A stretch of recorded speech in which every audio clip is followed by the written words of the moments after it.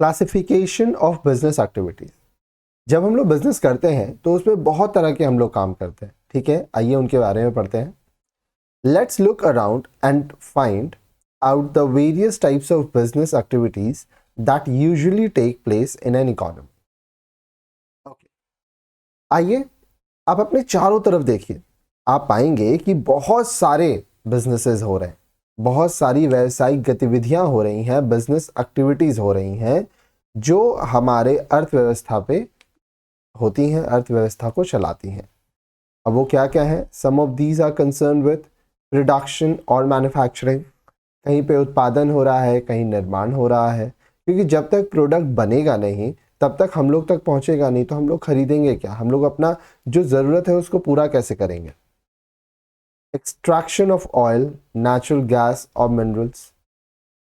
हम लोग को व्यवसाय करने के लिए या हर रोज़मर्रा की ज़िंदगी को जीने के लिए तेल की आवश्यकता होती है, नेचुरल गैसेस हमारे काम आते हैं, मिनरल्स काम आते हैं। तो जो लोग इनका एक्सट्रैक्शन करते हैं, इनको निकालते हैं, वो भी एक तरह का व्यवसाय है। ट्रेडिंग और buying goods from one place and selling it at different places और कंट्री। अब देखिए, आप जहाँ पे रहते होंगे, आप आसपास देखते होंगे कि आपको सभी चीज़ें ऑलमोस्ट अवेलेबल हो गया। फल मिल जाता है, सब्जियाँ मिल जाती हैं, किराने का सामान मिल जाता है, दूध, दही, मिठाई, सब कुछ मिल जा रहा है। तो ऐसा तो नहीं है कि आपके घर के आसपास ही इनका मैन्युफैक्चरिंग हो रहा हो, इनका प्रोडक्शन हो रहा हो। खेत में अनाज उगाया जाता है, वो आपके घर तक पहुंचता है। तो ये कैसे होता है? एक जगह से, किसी एक जगह से सामान खरीदा जाता है और उसे अलग अलग जगह पर, अलग अलग स्थान में बेचा जाता है। Providing services like transportation, warehousing, banking and insurance etcetera. बहुत तरह की सेवाएं प्रदान की जाती है, जैसे ट्रांसपोर्टेशन, यातायात की सेवा। आपको कहीं भी जाना है या बिजनेस करना है तो माल पहुंचाना है, तो वो कैसे जाएगा? कोई अपने सर पे तो लेके जाएगा नहीं। उसके लिए rail transport, road transport, water transport, air transport, सबका ज़रूरत होता है। इन सब के बारे में हम लोग आगे डिटेल में पढ़ेंगे। Warehousing. अब वेयर हाउसिंग क्या होता है? भंडारण। मान लीजिए आप एक ऐसे व्यक्ति हैं जो कि चावल का व्यापार करते हैं, तो आप क्या किए? आप पहले खेत जाएंगे, ठीक है, या मंडी जाएंगे। वहाँ से आप मान लीजिए 500 किलो चावल लेके आए, ठीक है।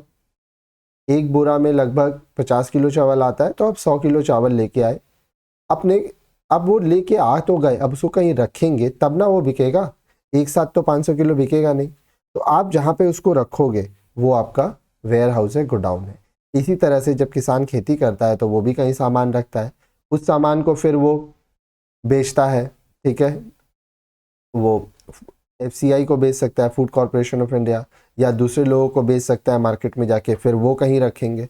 तो हर एक स्तर पर अपने को वेयर हाउस का ज़रूरत होता है।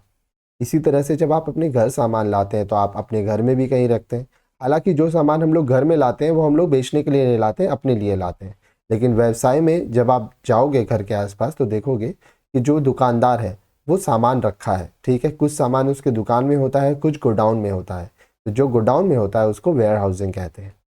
फिर आता है बैंकिंग।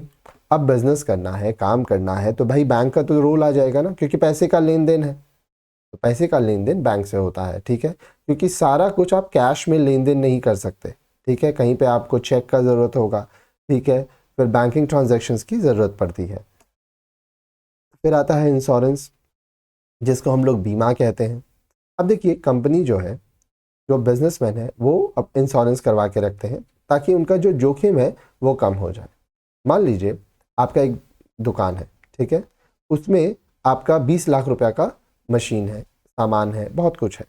आप उसका बीमा करवा लिए कि अगर मेरे दुकान में आग लग जाता है तो बीमा कंपनी आपको जितना आपका नुकसान है वो भुगतान करेगी, ठीक है। तो अब ये जो आग लगना है, ऐसा नहीं है कि आप बीमा करा लिए खुद जाके आग लगा दिए, ऐसे नहीं होता है। बीमा कंपनी भी देखती है कि आग कैसे लगा, ठीक है, कौन लगाया। अगर मान लीजिए अनसर्टेन है, शॉर्ट सर्किट हो गया या किसी ऐसे वजह से आग लगा जिसमें आपका कोई हाथ नहीं था और किसी का कंट्रोल नहीं था, तो आपको पैसा मिलेगा, ठीक है। तो जब हम लोग इंश्योरेंस वाला चैप्टर पढ़ेंगे आगे तो इसके बारे में हम डिटेल में आपको बताएंगे। तो ये भी एक तरह का बिजनेस है। Okay, now we will analyze in details the above business activities under suitable headings. अब हम लोग वीडियोस में लाइन से पढ़ेंगे एक एक करके, जितना भी यहाँ हेडिंग्स देखे, ठीक है, उनको एक एक करके हम लोग डिटेल में पढ़ेंगे. The business activities which are concerned with production and or processing of goods and services are grouped under the heading industry, and the activities such as distribution of goods and services from one point of production to the point of consumption are grouped under the heading commerce.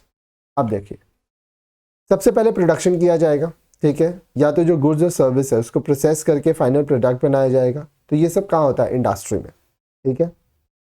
उसके बाद जब industry में product बन गया या चीज़ें ready हो गई तो वो गुड्स और सर्विस को लोगों तक पहुंचाना है, ठीक है, डिस्ट्रीब्यूशन करना है. तो उसके लिए हम लोग कॉमर्स की तरफ बढ़ेंगे. तो दो टॉपिक होगा, एक होगा इंडस्ट्री, फिर एक होगा कॉमर्स. अब इंडस्ट्री के अंदर भी बहुत तरह के इंडस्ट्रीज आएंगे, कॉमर्स में भी बहुत सारा काम होगा, तो वो हम लोग आगे के वीडियोस में लाइन से देखेंगे.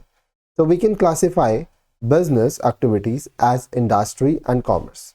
तो हम लोग बिजनेस एक्टिविटी को दो तरह से बांट सकते हैं. एक होता है इंडस्ट्री, ठीक है, उद्योग. दूसरा होगा हमारा कॉमर्स, ठीक है. तो एक एक करके हम लोग इसको करेंगे. अच्छा, अब यहाँ पे आप याद रखिएगा, जहाँ प्रोडक्शन हो रहा है, प्रोडक्ट को प्रोसेस किया जा रहा है, ठीक है, कारखानों में, उसको इंडस्ट्री कहेंगे. जब हमको कंजम्पशन के लिए, उपभोग के लिए चीज़ों को लोगों तक पहुँचाना है तो वो कॉमर्स के अंतर्गत आएगा.